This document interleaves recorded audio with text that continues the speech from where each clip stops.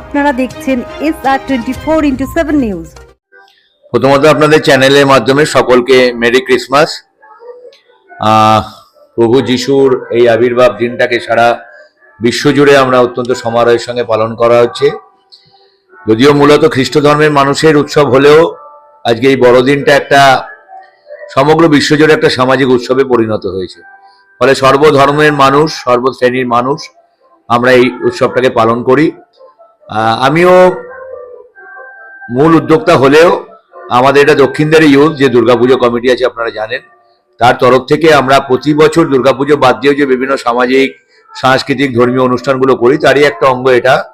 অঞ্চলের প্রচুর কচিকাচা বাচ্চাদেরকে মুখোশ, টুপি, কেক এবং পথ চলতি মানুষদেরকেও কেক আমরা তুলে দিয়েছি, কারণ বড়দিন আর কেক প্রায় সমার্থক। তো সেই হিসাবে একটু আনন্দটা প্রভু যিশু যেভাবে সব ধর্মের সর্ববর্ণের মানুষকে সাথে করে নিয়ে শান্তির বার্তা দিয়েছিলেন, আমরাও সেই আনন্দটা একটু সবার মধ্যে ভাগ করে নেওয়ার জন্যই আমাদের এই উৎসব। দেখুন, আমি বরাবর একটা জিনিস মনে করি যে উন্নয়ন যদি সামগ্রিকভাবে করতে হয়, শুধুমাত্র পৌর সভা বা পৌর প্রতিনিধির যে এতদিন ধরে যে একটা ধারণা ছিল রাস্তাঘাট, ড্রেন, আলো, জল, এইটা পরিষেবার উন্নতি করলেই বোধহয় পৌর প্রতিনিধির কাজ শেষ।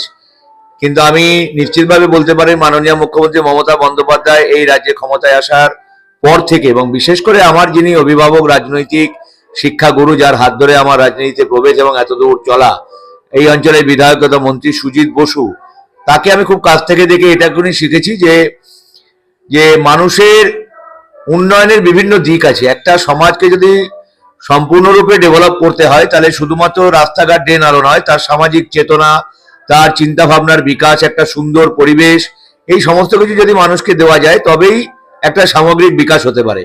আর দক্ষিণদ্বারী অঞ্চলটা সম্পর্কে নিশ্চিতভাবে আপনারা যারা সাংবাদিকতার যুগে আছেন, একটা সময় দক্ষিণদ্বারীর নামটা একটু অন্যভাবে উচ্চারিত হতো মানুষের কাছে।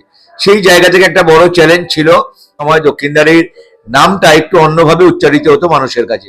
সেই জায়গা থেকে একটা বড় চ্যালেঞ্জ ছিল এই দক্ষিণদ্বারীর নামটাকে একটা সুন্দরভাবে, যে দক্ষিণদ্বারীর কথা ভাবলে এক সময় মানুষের একটা বিভীষিকার জায়গা তৈরি হতো, ড্রাগ, মাফিয়া, এই সমস্ত ব্যাপার ছিল, সেখান থেকে এখন দক্ষিণদ্বারী হলে দক্ষিণদ্বারী ইউথের দুর্গাপুজো, ঢুকতে গিয়ে সুন্দর একটা তোরণ, দুপাশে সুন্দর খালের পাড় দিয়ে বিউটিফিকেশন, সুন্দর লাইট, ঝকঝকে রাস্তা, একটা বড় মাঠ খেলার, কমিউনিটি হল, সমস্ত কিছু একটা সোসাইটিতে থাকতে গেলে যা যা দরকার, আস্তে আস্তে আমরা মাননীয় মুখ্যমন্ত্রী মমতা বন্দ্যোপাধ্যায়ের অনুপ্রেরণায়, রাজ্য সরকারের সহযোগিতায় এবং আমার বিধায়ক মন্ত্রী সুজিত বসুর উদ্যোগে, প্রচেষ্টায় আমরা সবাই মিলে চেষ্টা করছি দক্ষিণদ্বারীটাকে সেই জায়গাটা দেওয়ার। তারই জন্য আমরা সারা বছর ধরে নানা রকম খেলাধুলা থেকে শুরু করে দেখবে কিছুদিন পরে অ্যানুয়াল স্পোর্টস হবে, সিট অ্যান্ড ড্র হবে, 5 দিন ব্যাপী আমাদের এই দক্ষিণদ্বারী ইউথের তরফ থেকে 5 দিন ব্যাপী একটা অনুষ্ঠান আমরা করব। সেখানে আন্তাক্ষরী প্রতিযোগিতা হবে, সেখানে শ্রীমতী নাম্বার 1 অঞ্চলের দিদিদেরকে নিয়ে, ছোট ছোট কচিকাচাদেরকে নিয়ে হবে, এখানে কুইজ কম্পিটিশন হবে, একটা বিচিত্র অনুষ্ঠান হবে, তারপরে cricket tournament, football tournament, blood donation, সারা বছর ধরেই আমরা এগুলো করতে থাকি, যেটা একটা সামগ্রিকভাবে সামাজিক উন্নয়নের এক একটা অঙ্গ বলে আমরা মনে করি, এবং সেই জন্য যতটুকুনি পারি মানুষের আশীর্বাদ সহযোগিতা নিয়ে এটা করার চেষ্টা করি। দুবার নির্বাচিত, 2015 সালে, তারপর 2022। নির্বাচনের প্রাককালে প্রতিশ্রুতি হিসাবে যদি আপনি আমাকে জিজ্ঞেস করেন তাহলে আমি বলবো 100% কাজ আমার হয়ে গেছে। আবার যদি বলেন যে এখনো কাজ বাকি, আমি বলবো 100% কাজই বাকি আছে। আমি উন্নয়ন করতে গিয়ে যেটা দেখেছি যে আপনি যখন একটা উন্নয়নের কাজ শেষ করবেন, আপনি যদি কাজের লোক হন, আপনার সামনে 10টা আরো নতুন কাজ আপনার সামনে এসে উপস্থিত হয়। এটা আমার নিজস্ব বাস্তব অভিজ্ঞতা।